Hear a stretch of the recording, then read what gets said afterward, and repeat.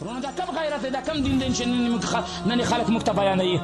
نن دا خلک خپله وایي، عوام خپله وایي. تاسو په رادیوګانو کې واورئ دا غټ غټ دانشوران چې ځان ته وایي د ټول نه غټ احمقان هم دوی دي. وایي چې وطن مور ده، وایي او که نه وایي، وایي وطن مور ده، وطن د مور پړونی دی.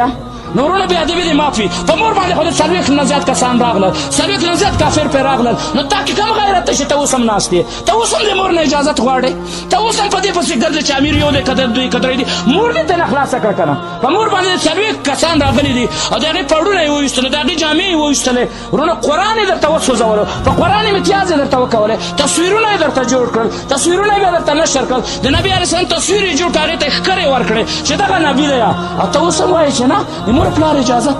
ته نن اوس هم وایې چې ما سره قوت نشته. لعنت دې په داسې زندګي وي. نه غواړو داسې زندګي، نه غواړو. د کافر په خلاف جنګېږم، د دې په خاطر جنګېږم چې مړ شمه، چې د حالت په سترګو نه ګورم.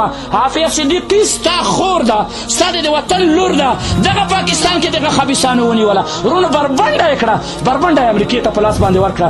امریکې ورونه د 7 کالو پورې هغه ملګري چې په باګرام جیل نه راخلاص شوي دي، هغه وایي چې قسم په خدای موږ په سترګو باندې لیدله چې بربنډه به یې په دې کوڅه کې ګرځوله، یو بل طرف ته به یې بوله، او کله چې به یې لیټرین ته بوله جامې به یې ترې ویستلې، لیټرین ته به یې بوله. او موږ حیران یو چې دا څوک ده. صرف د ژبې نه یې پوه شو چې یو پاکستانۍ ښځه ده، یو پاکستانۍ خور ده. هلته مجاهدینو 10-15 ورځې روټۍ هړتال یې وکولو چې هېڅ نه خورو، مړه یې شو. خو دا ښه ده د دې ځای نه رانه وباسئ چې د دې چغې څیرې زموږ غوږونو ته نه راځي. ورونه هغه ځای نه یې اوچته کړه، لاړه امریکې ته یې بوتلله. په امریکا کې نن 84 کاله یې نن ورته قید ورکړی دی. نن هم جهاد فرض عین نه دی. نن هم ته دې ته ګوره چې ما ته مور پلار اجازت وکوي. د ته چې جومات ته ځې فرض مونځ کوې، مور ته وایي چې مور زه جومات ته ځمه. د فرق ولې کوو؟ خو جهاد هم در باندې فرض عین دی، مونځ هم در باندې فرض عین دی. په مانځه کې ته دا فرق کوې چې په هغې کې ته دا فرق کوې چې تا سره قوت شته او که نه شته. ورونه کله چې جهاد فرض عین شي او کله چې کافر ستا په لاس ستا په وطن باندې راشي، ورونه بیا د هغې نه دفاع کول، د خپل ځان نه دفاع کول، د ننګ نه دفاع کول، د آبرو د عزت نه دفاع کول، د قرآن نه دفاع کول. ورونه په دې دفاع کې زور وهل دي چې څومره دې وسه کېږي. که نور دې هېڅ دې وسه نه کېږي، لوټه خو راخیستی شي، په لوټه باندې دا کافر ووله. ورونه دا د دفاع ماده نه ده. دا انسان چې د ځان نه دفاع کوي، د خپل حریم نه دفاع کوي، د خپل عزت نه دفاع کوي. ورونه دغه دفاعي ماده، دفاعي قوت الله رب العزت حتی په حیواناتو کې ایښی دی. حیوانات لري، حیوانات په دې کې هم الله رب العزت ایښی دی. تاسو به لیدلي ورونه چرګه هم لیدلې ده. چرګه یو حریم لري. چرګه ته چې کوټانۍ غوندې جوړه کړي، مرغانچه ورته وایي، دغه د هغې حریم دی.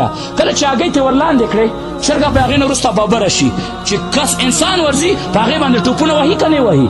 او چې کله ګیدړ ورځي چې غواړي چې د بچیان وخوري، په هغې باندې حملې کوي او که نه کوي. چرګه ته پته ده چې زه کمزوری یم، هېڅ هم نشم کولی. دغه چرګې خپل مخکې ډېرې چرګې لیدلې دي چې بڼې بڼې شوي دي، ټوکړه ټوکړه شوي دي، خو بیا هم الله رب العزت یې په دې فطرت کې دا شی ور ایښي دي چې تر څو زه ژوندی یم چرګه وایي زما بچي ته نشي ورنږدې کېدی. ما ول ټوټه ټوټه که بیا ورځه. تاسو به د وړې وړې مرغۍ لیدلي وي ورونه. ډېر خلک په دې باندې معلوموي چې دلته منګور دی.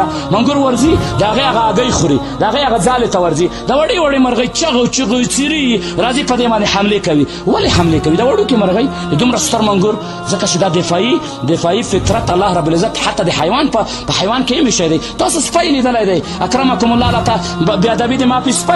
سپی څومره خصیص یو حیوان دی. ته دې ورونه سپی چې په یو ځای کې د سپي یو حریم معلوم وي، د کور مخې ته چا تړلی یا د باغ مخې ته تړلی سپی دی. هغه باغ ته چې څوک ورنږدې کېږي، سپی ورباندې حملې کوي، غپېږي، چغې څیرې وهي، ځکه چې د هغې په فطرت کې دا شی شته چې زما حریم ته مه راځه.